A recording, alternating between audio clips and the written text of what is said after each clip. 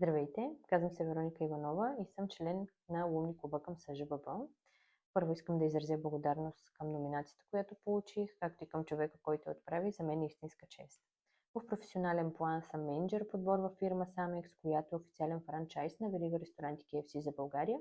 Тук отговарям за изграждането на работодателския имидж, процесите, дигитализацията и модернизацията им, свързани с частта привличане на таланти, както и разбира се за откриването на нови колеги за екипа ни.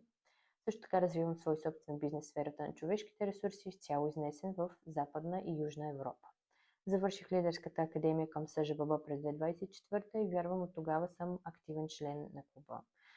За мен е много важно през управителен съвет да продължи изграждането на силната автентичност, която клубът има, както и темповете на развитие да бъдат запазени същите, че ако може и по-високи.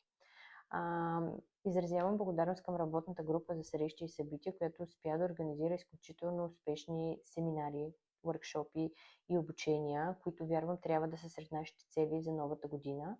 Летвата е много висока, но вярвам, че ще успеем да се справим. Надявам се, че ще успеем да създадем и програма, в която повече членове да могат да предадат своят опит, умения и познания, така че да ги поддържаме и силно ангажирани.